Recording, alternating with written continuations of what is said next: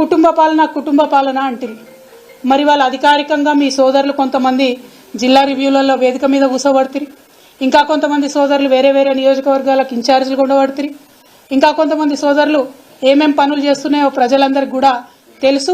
సమయం సందర్భం వచ్చినప్పుడు తప్పకుండా అవన్నీ కూడా బయట పెట్టడం జరుగుతుంది. కుటుంబం కుటుంబం కుటుంబం అని తెల్లారులేస్తే కేసీఆర్ కుటుంబం మీద ఏడ్చేటటువంటి ముఖ్యమంత్రి గారికి నేను ఒక మాట చెప్తా ఉన్నా, ప్రజలందరూ కూడా దయచేసి తెలుసుకోవాలి. ఇవాళ రాష్ట్రంలో కాంగ్రెస్ పార్టీ నుంచి 22 కుటుంబాలకు టికెట్లు ఇచ్చినారు. 22 కుటుంబాల నుంచి అధికారికంగా ఏదో ఒక పదవిలో అభ్యర్థులు ఉన్నారు. గడ్డం వినోద్ గారు, గడ్డం వివేక్ గారు, కోమటిరెడ్డి వెంకటరెడ్డి గారు, కోమటిరెడ్డి రాజగోపాల్ రెడ్డి గారు, మైనంపల్లి రోహిత్ రావు గారు, మైనంపల్లి హనుమంతరావు గారు, ఉత్తమ్ కుమార్ రెడ్డి గారు, పద్మావతి రెడ్డి గారు, జువ్వాడి నరసింగరావు గారు, రత్నాకర్ రావు గారి కొడుకు, కూచాడి శ్రీహర్రావు గారు, రత్నాకర్ రావు గారి కుటుంబ సభ్యుడే, దుద్దిల్ల శ్రీధర్ బాబు గారు, మాజీ మంత్రి శ్రీపాదరావు గారి కొడుకు, ఒడితల ప్రణవ్ గారు, తాత మాజీ ఎంపీ సింగాపురం రాజేశ్వరరావు గారు, దామోదర్ రాజనరసింహ గారు, తండ్రి మాజీ మంత్రి సి రాజనరసింహ గారు, అట్లానే చెరుకు శ్రీనివాసరెడ్డి గారు, ముత్యం రెడ్డి గారు కుమారుడు, పి విజయారెడ్డి గారు, పీజేఆర్ గారి బిడ్డ, అట్లనే కోట నీలిమ గారు, సనత్ నగర్ కాంగ్రెస్ జాతీయ నాయకుడు పవన్ ఖేడా భార్య. ఈమె మన రాష్ట్రంతో సంబంధం లేదు, ఏం లేదు, కానీ సడన్గా వచ్చిర్రు పారాషూట్ టికెట్లు. చిట్టం పర్ణికారెడ్డి గారు, మాజీ ఎమ్మెల్యే నర్సిరెడ్డి గారి మన్మరాలు, కూచుకుల రాజేష్ రెడ్డి గారు, నాగర్ కర్నూలు దామోదర్ రెడ్డి అన్న కొడుకు, కుందూరు జైవీర్ రెడ్డి గారు, నాగార్జున సాగర్ జానారెడ్డి గారి కొడుకు. మళ్ళీ ఇప్పుడు వాళ్ళ అన్నకి ఎంపీ టికెట్ కావాలని ఇవాళనే ఆయన అప్లికేషన్ కూడా పెట్టుకున్నారు జైవీర్ రెడ్డి గారు. కొండా సురేఖమ్మ గారు, మాజీ ఎమ్మెల్సీ కొండా మురళి భార్య, మల్లు బట్టి విక్రమార్క, అదేవిధంగా వాళ్ళ సోదరులు మల్లు అనంతరాములు గారు, మల్లు రవి గారు వారి తండ్రి గారు, వారు మొత్తం కుటుంబ నేపథ్యమే. ఇవాళ మల్లు బట్టి విక్రమార్క గారి భార్య ఖమ్మం ఎంపీ టికెట్ రేసులో కూడా ఆవిడ ఉన్నారు. మరి పట్లోళ్ళ సంజీవ్ రెడ్డి గారు, మాజీ ఎమ్మెల్యే పట్లోళ్ళ కృష్ణారెడ్డి గారి కొడుకు, మదన్ మోహన్ రావు గారు, వారిది కూడా కుటుంబ నేపథ్యమే. ఇట్లా ఒక్కొక్కటి చూసుకుంటూ పోతే గిన్ని కుటుంబాలకు మీరు ప్రోద్బలం ఇస్తున్నారు, ఇన్ని కుటుంబాలకు మీరు పోటీ చేసే అవకాశం ఇచ్చిండ్రు, ఇన్ని కుటుంబాలను మీరు మోస్తున్నారు. మళ్ళీ ఇలా కోమటిరెడ్డి రాజగోపాల్ రెడ్డి గారు ఏమంటారు, మా అన్నకు మంత్రి పదవి ఉంటే ఏమవుతుంది, నాకు రాదా మంత్రి పదవి అంటారు. మీరు మా మీద మాట్లాడే అర్హత మీకుందా? మీరు మమ్మల్ని మాట్లాడితే కేసీఆర్ గారిని ఇంకా కూడా తిట్టడం తప్పితే ఏం పని చేస్తున్నారో ఒకసారి తెలంగాణ ప్రజలకు దయచేసి తెలియజేయాలని నేను కోరుతా ఉన్నాను. అదేవిధంగా రేవంత్ రెడ్డి గారు వైఖరి చూసుకుంటే ప్రమాణ స్వీకారం చేసిన రోజు జై సోనియమ్మ, సోనియా గాంధీ కాలు మోకడం, జై తెలంగాణ అన్న మాట ఇంతవరకు రాలే.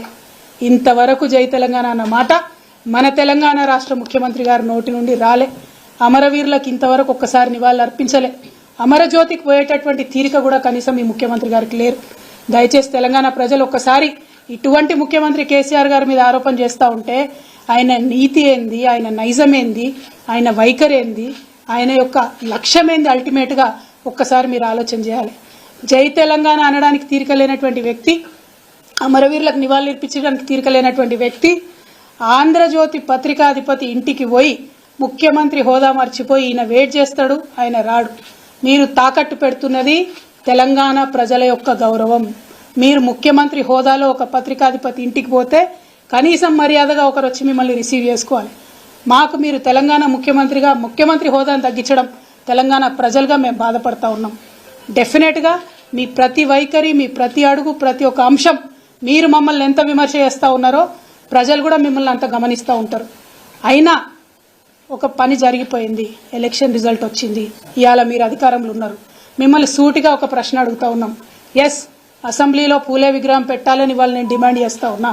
నేను 10 ఏళ్లు బీఆర్ఎస్ ప్రభుత్వం ఉన్నప్పుడు మా ప్రభుత్వాన్ని ఎప్పుడు నేను అడగలేదు కాబట్టి వాళ్ళు పెట్టలేదు. ఇవాళ నేను మిమ్మల్ని అడుగుతా ఉన్నా, సుత్తి లేకుండా సూటిగా ఒకటే జవాబు చెప్పండి. పూలే విగ్రహం అసెంబ్లీలో పెడతారా, పెట్టారా? Simple as that. మిగతా అంశాలు మీరు అభివృద్ధి గురించి మాట్లాడొద్దన్నారు కాబట్టి ఆ డెడ్ లైన్లు చెప్తలేం. కానీ కొన్ని రాజకీయపరమైనటువంటి అంశాలు, బీసీ డిక్లరేషన్ వచ్చి మీరు మా కామారెడ్డిలో చేసినారు. ఆనాడు మీరేం మాట్లాడినరు, బీసీల జనగణన అధికారంలోకి వచ్చిన 6 నెలల్లో చేస్తామన్నారు. ఆల్రెడీ 2 నెలలు గడిచిపోయినాయి. ఇంతవరకు మీరు కనీసం ఆర్డర్ కూడా ఇవ్వలే.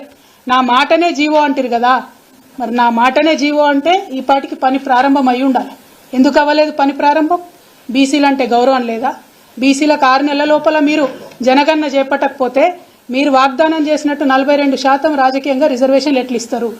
ఈసారి మిస్ అయితే మళ్ళా 5 ఏళ్ల పాటు బీసీలకు రాజ్యాధికారంలో వాటా ఎట్లా ఇస్తారు? మేము మిమ్మల్ని తొందర పెట్టడానికి ఈ ఎజెండా ఇప్పుడే చేయమని అడగడానికి ఒకటే కారణం. 42% బీసీలకు రిజర్వేషన్ ఇవ్వాలంటే వితిన్ 6 months మనకు రిజల్ట్ రావాలి జనగణన, తర్వాతనే రిజర్వేషన్ ఇచ్చేటటువంటి ఆస్కారం ఉంటుంది. అట్లానే ఎల్లుండి శాసనసభ కార్యక్రమాలు జరగబోతా ఉన్నాయి 10వ తారీఖు నాటి నుంచి. మరి ఆనాడు జరిగే శాసనసభలో ఈసారి పెట్టే బడ్జెట్లో మీరు వాగ్దానం చేసినట్టుగా బీసీలకు 20,000 కోట్లు కూడా మీరు బడ్జెట్లో పెట్టాలని చెప్పి ఈ సందర్భంగా నేను డిమాండ్ చేస్తా ఉన్నాను. 2 ప్రధానమైన డిమాండ్లు. మనకు బీసీలకు రాజ్యాధికారం మిస్ అవ్వకుండా 42% వాటా ఇస్తా అని మీరు వాగ్దానం చేశారు కాబట్టి తక్షణమే జనగణన ప్రారంభించండి. రెండవది, ఈసారి అసెంబ్లీలో పెట్టే బడ్జెట్లో 20,000 కోట్లు బీసీలకు బడ్జెట్ పెట్టండి అని చెప్పి మేము డిమాండ్ చేస్తూ ఉన్నాం. అదేవిధంగా ఇంకొక విషయం కూడా తెలంగాణ ప్రజలు దయచేసి గమనించాలి. నిన్న మొన్న కేంద్ర ప్రభుత్వం బడ్జెట్ పెట్టింది 1వ తారీఖు నాడు. 1వ తారీఖు నాడు కేంద్ర ప్రభుత్వం బడ్జెట్ పెడితే 0 అండి. తెలంగాణకు వచ్చిన బడ్జెట్ 0, 0 బడ్జెట్ వచ్చింది తెలంగాణకు. తెలంగాణ రాష్ట్ర ముఖ్యమంత్రి గారు 2 రోజులైతున్నా కనీసం నోరు మెదిపి మా రాష్ట్రానికి ₹1 కేంద్రం ఇవ్వలేదని కొత్త నియామకాలు సృష్టించడం జరిగింది. ఆ నియామకాలన్నింటిలో ఎస్సీల వాటా ఎంత, బీసీల వాటా ఎంత ఒక్కసారి ప్రజలకు మీరు చెప్పవలసిందిగా నేను కోరుతా ఉన్నాను. అంటే మీ యొక్క పరిపాలనలో 60 రోజులు జరిగిన ఈ పాలనలో సామాజిక దృక్కోణం అనేటటువంటిది మాకు కనబడతలేదు. తెలంగాణ అంటేనే సబ్బండ వర్ణాలకు సంబంధించినటువంటి జాతి మన తెలంగాణ జాతి. అందుకే కేసీఆర్ గారు 2001లో పార్టీ పెట్టినప్పుడు ఆనాడే నిర్ణయం తీసుకున్నారు. పార్టీ ప్రతి కమిటీలో 50% బీసీలకు రిజర్వేషన్ ఉంటుందని అన్నారు. 2001 నుంచి ఇవాళ 2023 వరకు కూడా మా పార్టీలో అన్ని కమిటీలలో బీసీలకు 51% వాటా ఇస్తున్నామని సగర్వంగా మేము తెలియజేస్తా ఉన్నాం. మేము అధికారంలో ఉన్నప్పుడు 50 చైర్మన్ పోస్టులు వేస్తే 24 పోస్టులు బీసీలకు ఇచ్చినటువంటి ఘనత కేసీఆర్ గారిదని చెప్పి తెలియజేస్తా ఉన్నాం. కేసీఆర్ గారు ఇచ్చినటువంటి మార్గదర్శకంలోనే, వారు ఇచ్చినటువంటి స్ఫూర్తితోనే ఇవాళ అసెంబ్లీలో పూలే విగ్రహాన్ని డిమాండ్ చేస్తా ఉన్నాం. గౌరవ ముఖ్యమంత్రి గారు పూలే జన్మదినం ఏప్రిల్ 11వ తారీఖు, ఆ లోపట స్పష్టమైనటువంటి ఒక పాజిటివ్ ప్రకటన విగ్రహ ఏర్పాటు గురించి చేయాలని డిమాండ్ చేస్తా ఉన్నాం. Thank you. జై తెలంగాణ.